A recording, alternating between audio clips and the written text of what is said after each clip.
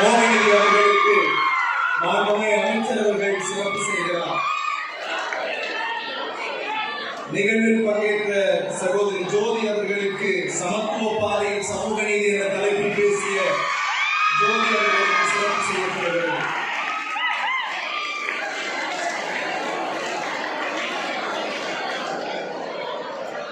நிறைவு போட்டியில் பரிசு பெற்ற வியானி விஸ்வா அவர்களுக்கு மாண்புமிகு அமைச்சர் அவர்கள் சிறப்பு செய்கிறார்.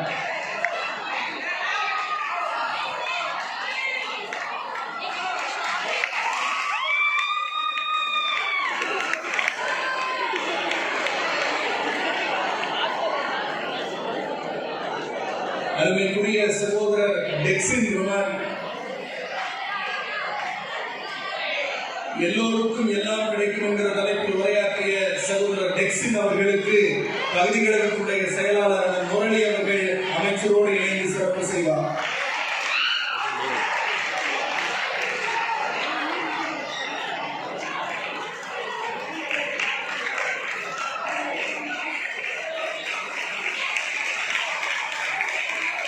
அறமும் அன்பும் எங்கள் கண்கள் என்ற தலைப்பில் சிறப்பாக உரையாற்றிய சகோதரர் மாறன் அவர்களுக்கு பகுதி கழகத்துடைய செயலாளர் ராஜசேகர் அவர்கள் பொன்னாடை போன்ற மாண்புமிகு அமைச்சர் அவர்கள் நினைவு பரிசு வழங்குகிறார்.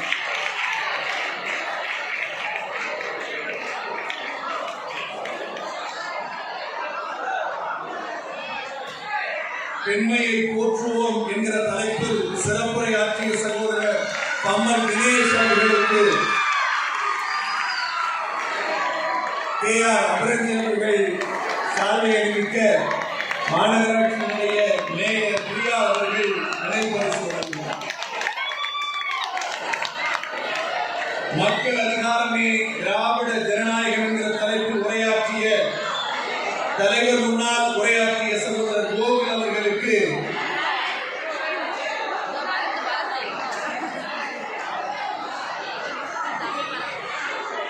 கோகுல் அவர்களுக்கு கழகத்தின் இணை செயலாளர் கமன் பிரசன்னா அவர்கள் சிறப்பு செய்கிறார்.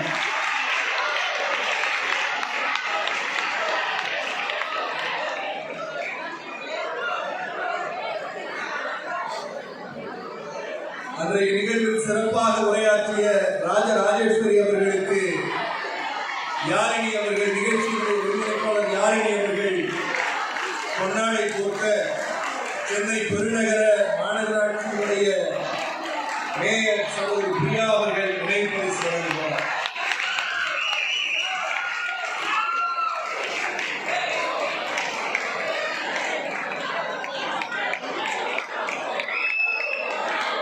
எல்லோருக்கும் எல்லாம் கிடைக்கும் என்கிற தலைப்பில் உரையாற்றிய தங்கை ஸ்ரீலேகா அவர்கள் ராஜேஸ்வரி ஸ்ரீதர் அவர்களிடம் சுகாதீனதையானவர்கள் அவர்கள் மேடைக்கு வருமாறு ஸ்ரீலேகா அவர்களுக்கு இருவரும் இணைந்து நினைவு பரிசையும் பயனாடையும் முன்வைத்தார்.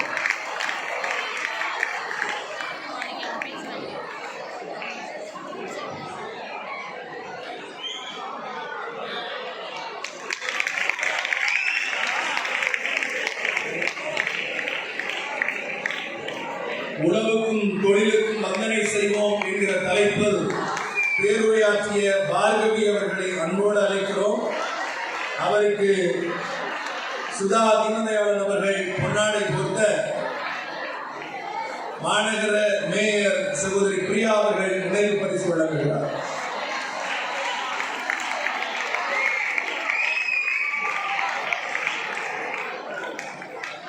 சகோதரர் பூபதி அவர்கள் துறைதோறும் வளர்ச்சி தமிழ்நாட்டின் எழுச்சி என்று சிறப்பாக பேசிய சகோதரருக்கு மண்டல குழு தலைவர் ஸ்ரீராமன் அவர்கள் பொன்னாடை போட்ட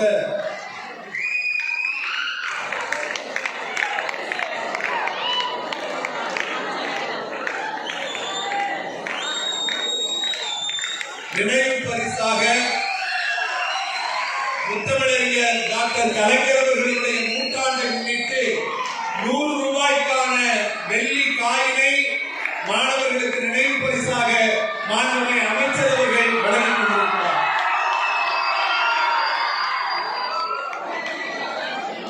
மிகச் சிறப்பாக பக்தர் உரிமை வளர்ப்போம் என்ற தலைப்பில் உரையாற்றிய கவிஞர் தூயவன் என்கிற சந்திப்பவர்களுக்கு கலைச்செல்வி அவர்கள் பொன்னாடை கொடுத்த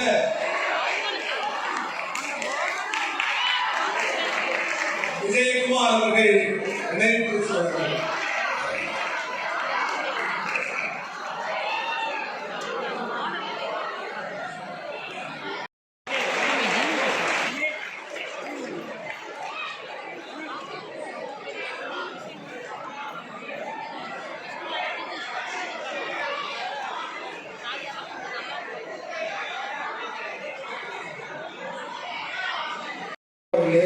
முரளி அவர்களே,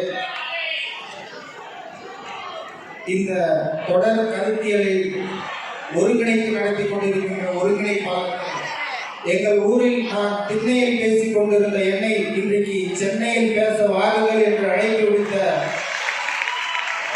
டாக்டர் பி.எம். யாழினி அவர்களே, எங்கள் திராவிட முன்னேற்ற கழகத்தின் ஆற்றல் மிகுந்த பேச்சாளர் அன்பு அண்ணன் திரு தமிழன் கிருஷ்ணா அவர்களே, சென்னை மாநகரத்தின் மேயர் அன்பு தோழர் திரு பிரியாராஜன் அவர்களே, எங்களுக்கெல்லாம் இந்த வாய்ப்பை ஏற்படுத்தி தந்து கொண்டிருக்கின்ற தலைவர் அவர்களால் செயல்பாவி என்று அன்போடு அழைக்கப்படுகின்ற ஆற்றல் மிகுந்த செயல் வீரர் மாவட்ட கழகத்தின் செயலாளர் அன்பு ஐயா திரு பி.கே. சேகர்பாபு அவர்களே, எங்கள் 182 பேர்களையும் கழகத்தின் பேச்சாளர்களாக பயன்படுத்திக் கொள்ளுங்கள் என்று சொன்ன கழகத்தின் தலைவர் மாண்புமிகு தமிழ்நாட்டின் முதலமைச்சர் தளபதியார் அவர்களுக்கும், கழகத்தின் இளைஞரணி செயலாளர் அன்பு அண்ணன் திரு உதயநிதி ஸ்டாலின் அவர்களுக்கும் இந்த நேரத்தில் எங்கள் அத்தனை பேரின் சார்பாக எனது நெஞ்சார்ந்த நன்றியை தெரிவித்துக் கொண்டு, தமிழினத்தின் தலைவர் முத்தமிழ் அறிஞர் டாக்டர் கலைஞர் அவர்களின் உயிரினும் மேலான அன்பு கழக உடன்பிறப்புகளே, கூடியிருக்கின்ற மாணவ மாணவிகள் உள்ளிட்ட உங்கள் அனைவருக்கும் அன்பான வணக்கத்தை தெரிவித்துக் கொண்டு, நடுவநாயகமாக வீட்டிருக்கின்ற எப்பொழுதும் என் சிந்தனையில் ஒலித்துக் கொண்டிருக்கின்ற அந்த குரல், திருச்சியில் உதயமான அந்த குரல், இன்றைக்கு ஐநா மன்றத்தில் ஒலித்திருக்கின்ற அந்த குரல், நாணயத்துடன் பேசக்கூடிய பேச்சாளர், அவர் பேசுகின்ற அந்த பொருள் ஆதாரத்துடன் பேசக்கூடிய, நீங்கள் அமர்ந்திருக்கிற இந்த இருக்கைக்கு பின்பாக வழிவந்த தமிழினத்தின் வரலாறு இருக்கிறது என்பதை மறந்துவிடாதீர்கள். இந்த கூட்டம் எத்தனையோ இடங்களில் நடந்தது. ஆனால் இந்த அரங்கில் இருந்து பேசுவதை என்னுடைய வாழ்நாள் லட்சியமாக நான் கருதுகிறேன். ஏன் தெரியுமா? 1930 இருந்த கிராமபோன் அப்படின்னு ஒன்று கண்டுபிடிக்கிறாங்க. இந்தியாவில் புழக்கமாகுது. இந்தியாவின் பல்வேறு மாகாணங்களில் கிராமபோன் வணிகம் மிகப்பெரிய அளவு நடக்குது. ஆனால் தமிழ்நாட்டில் யாரும் கிராமபோனை வாங்கல. ஏன் வாங்கல?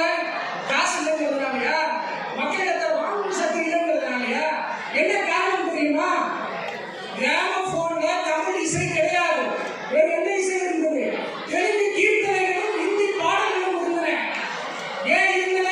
ஏன் கிராமபோன்ல தமிழ் இசை வரல?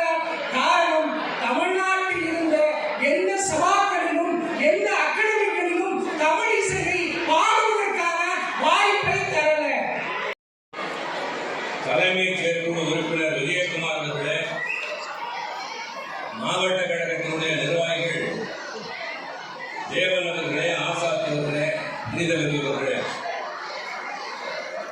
கழகத்தினுடைய தலைமை அணியிலே பொறுப்பாளராக இருக்கின்ற ஷேக் அப்துல்லா அவர்களே, மாமன்ற உறுப்பினர்கள் ஸ்ரீராமுலு, ராஜேஷ் ஜெயின், பரிமளம் அவர்களே, வட்டக்கழகத்தினுடைய செயலாளர் நன்றியுரை ஆற்ற இருக்கின்ற சதீஷ்குமார், தம்பி பிரபாகரன் அவர்களே, முன்னதாக உங்களிடம் கருத்துரையாற்றி அமர்ந்திருக்கின்ற தம்பிமார்கள், தமிழ்வாணர்களே, மதன்குமார் அவர்களே, திரளாக இந்த நிகழ்ச்சியிலே பங்கேற்றிருக்கின்ற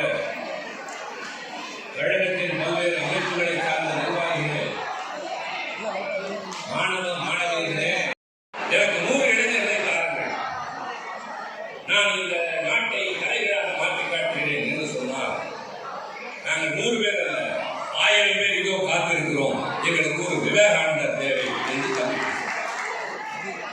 உடனே அந்த அரங்கமே கரவொலி எழுப்பி பின்னர் நான் பேச வந்த போது சொன்னேன், தம்பி 100,000 இளைஞர்கள் இருக்கிறீர்கள், ஒரு விவேகானந்தரை தேடுகிறீர்களே, கேளாதீர்கள், நீங்கள் விவேகானந்தராக மாறுங்கள், எல்லோரும் உங்கள் பின்னால் வருவார். முதலில் யாரெல்லாம் அவருக்கு கை தட்டினார்களோ அவர்கள் எனக்கு தட்டார்கள். இதுதான் மக்களுடைய மனப்பான்மை, சொல்லுகிற கருத்தில் இருக்கிற தன்மை. இங்கே முதலில் பேசிய தம்பி மதன்குமார் தமிழ்வான இடஒதுக்கீட்டை பற்றி எல்லாம் பேசினார். அது பேச்சு ஓட்டல் சொன்னார். பின்னர் அவர் பயிற்சி முகாம்களில் இருந்து பேச்சுகளை கேட்டிருக்கிறேன் என்று சொன்னார். ஒரு மாணவர்களுடைய பெரும் கூட்டம் அதில் பேசி முடித்தவுடன் கேள்விக்கான நேரம் ஒதுக்கப்படுகின்றது. ஒரு மாணவர் எழுந்து கேட்கிறார், சாதி இல்லை, சமத்துவம்